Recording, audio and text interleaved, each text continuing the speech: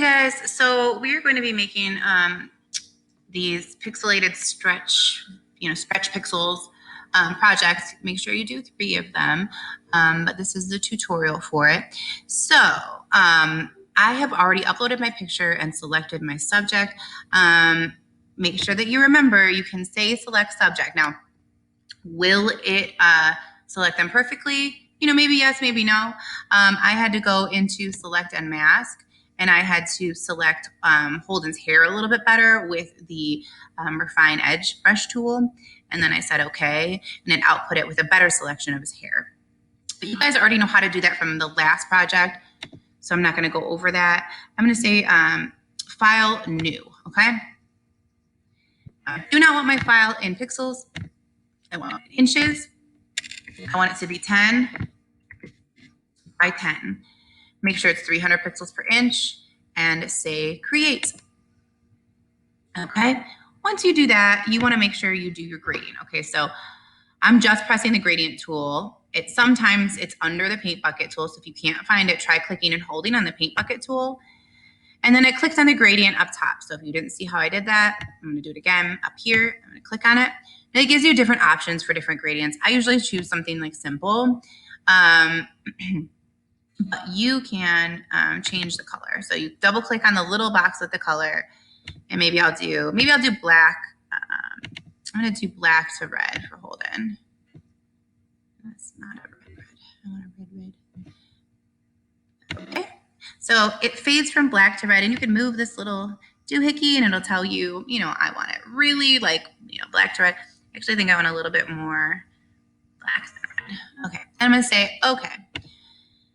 Here it tells you what kind of background you can put. I would like you to use the second one over right here. It's the radial design. I'm going to click in the center, hold it, and drag it to the edge. And it made a nice black to red. Okay. I'm going to go back over, use my move tool, grab my selection, hover, and drop it in there. Okay. I like the colors that I picked. I'm going to press Command T. Do not hold shift. Reason being is you don't want your subject to get all funky. Shift is only for when you want to distort it, okay? So I'm going to put my subject, not too big, not too small, right in the center, okay? All right, for now, I'm going to hide the background. So I'm going to tell it yes, and it's going to think about it. All right, I'm going to hide the background because I really only want to see Holden. I'm going to get a little bit closer by pressing Command+. Then I'm going to use my rectangular marquee tool. You can actually use this or single row marquee. Let's see how single row marquee works. No, I don't know. I'm going to use the rectangular marquee. Okay, I'm going to make a very small selection that goes from Holden's head right down to his pants here. Okay. All right, and then I'm going to say Command J. You need to make sure that you are in the layer with Holden on it. Sorry. And then I'm going to press Command T to transform it, or you can, if your transform tool is on, it should already show. I'm going to press Shift, and I'm going to move it. It lets me move it all the way to the side. My computer's being real slow. Okay, just a minute. And there's the announcements. Good morning, high class. Today is Tuesday, March 3rd, 2020. These are morning announcements. Good morning, student body. Your assistance is needed. We need volunteers. I want to press. I want to go back. March 19th. We need help with the setup and as a student greeter, guide, reporter during the college fair. Please see Ms. Brunson as soon as possible. I'm going to press Command T again. Sorry about that. Thank you in advance for your generosity. The high community scholarships are due this Friday. All right. Bring your application. Go side to side now. I had to go over a little bit on that side. I'm going to press return.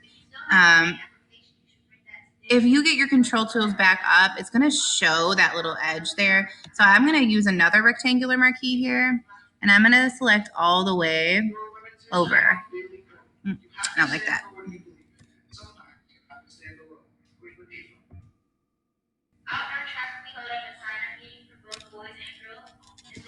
All right, again, I'm going to use my rectangular marquee, and I'm going to select just this because it went over the edge a little bit, and I don't want any of that edge. Now I'm going to press Command J, and I'm going to make a copy of that layer. I'm going to delete my original layer, okay? So now I don't have any of this overhanging hedge here. If I press Command T, that's not what I want. Command T, and it goes right edge to edge, okay? Once you're happy with your selection, you can say filter. Oops, I don't want that. I'm gonna turn my background back on. I am going to move mine up to the top. I'm gonna make it a little bit smaller. So Command T, hold Shift, and make it about a quarter of the size of the original one. Say okay, and then make sure it's all the way to the side. So that I'm gonna make mine. No, it is. I'm gonna say filter up here. So along your menu, filter, distort, and polar coordinates. So it has a funny line there, and I said that was okay because you can hide that mostly. So I'm gonna say okay. All right, so I've got my little bullseye there. I'm gonna say Command T. Do not press Shift while you are doing this. Reason being, you want it to stay a circle, and I want it to kind of cover Holden. And it mostly does. I'm gonna make it just a little tiny bit bigger. All right, that looks good. I'm gonna say return. I'm gonna bring Holden over top of it, okay? And he fits like perfectly. You can still see the edge here. So what I'm gonna do is I'm going to press Command T again, and I'm going to just rotate it slightly so it's kind of hidden behind his hair. And I'm gonna say yes.